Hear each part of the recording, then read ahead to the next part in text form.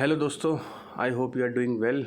आज मैं आपको एक अच्छी चीज़ बताने जा रहा हूँ, मतलब जो मैंने अभी नोटिस करी पिछले 2 महीनों में।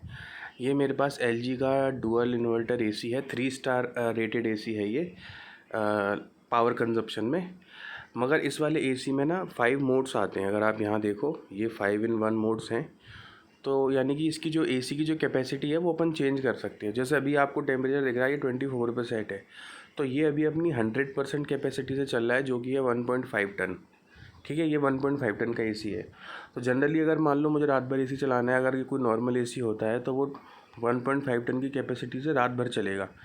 इसमें 5 in 1 मोड आते हैं। तो जैसे ही मैं इस बटन को प्रेस करूँगा, यहाँ पे 80 लिख के आ गया, यानी कि ये AC अब अपने 80% कैपेसिटी पे चल रहा है।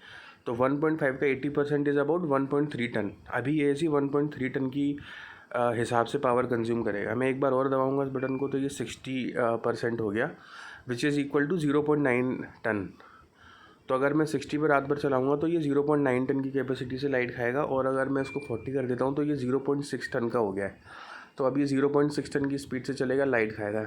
इस AC को लगे हुए 3 महीने हो गए हैं, अभी तक मुझे कोई दिक्कत नहीं आई है। LG कंपनी का AC है, स्प्लिट AC है। 40% पे मैं हमेशा टेम्परेचर 24 रखता हूँ, क्योंकि मैं थोड़ा एनवायरमेंटल फ्रेंडली हूँ। मुझे बाहर ज़्यादा जो आउटलेट यूनिट होती है वो बहुत गर्मी फेंकती है, मुझे वो पसंद नहीं है।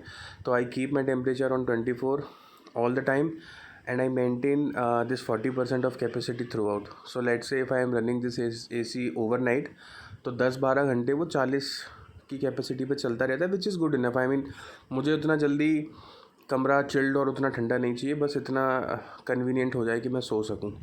अभी जो मैं आपको मेन चीज़ बताने वाला था वो सुनो, कि हमारा 2 महीने से लाइट का बिल, आई रिमेंबर, ये मेरे पास जो AC है ये 1.5 टन का है, और नीचे मेरे जो हॉल में AC लगा है वो 2 टन का है। सेम AC है LG का, बस वो 2 टन का है, डिट्टो AC है। वो भी हम लोग 40% की कैपेसिटी पर चलाते हैं। तो इन दोनों ACयों का, बाकी जो घर की रेगुलर लाइट्स होती हैं, पंखे वंखे और कूलर वूलर, वो सब तो चलते ही हैं।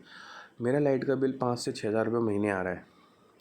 और मेरे जो बाकी के दोस्त हैं, जिनके यहाँ ये AC नॉर्मल वाले हैं, ये 40, 60, 80% कैपेसिटी वाले नहीं हैं, उनका बिल आप मानोगे नहीं, 12,000, 13,000 तक टच कर रहा है 2 AC में। एक मेरा दोस्त है, उसके यहाँ 1.5 टन के 2 AC लगे हैं, उसका बिल 10,000 जाता है। हाँ, वो ज़्यादा यूज़ भी करता है AC। बट अगर मैं आपको बताऊँ तो ऑन एन एवरेज मेरा ये वाला AC 20 घंटे तो चलता ही है। रात को 10 बजे चालू होता है, 8-9 बजे, सॉरी 8-9 बजे चालू होता है, तो सुबह हम लोग 8 बजे उठते हैं, तो चलता रहता है। और दोपहर में 12 बजे से लेके 5 बजे तक भी चलता रहता है। तो लगभग चलता होगा मेरे हिसाब से 20 घंटे, बीच में और भी चलता रहता है। बट इसका लाइट कंजम्पशन बहुत कम है। मुझे लग रहा है ये शायद इसी की वजह से है, क्योंकि इतना ड्रास्टिक चेंज बिल में मैं कैसे देखूँ। मेरे बगल वाले पड़ोसी का बिल भी 10-12 हज़ार रुपये आ रहा है ना, बट मेरा अभी 6 तक लिमिटेड है। तो आई एम फीलिंग गुड। तो इस AC को 24 घंटे चलने में थोड़ा सा कॉन्फिडेंस आता है मेरे को।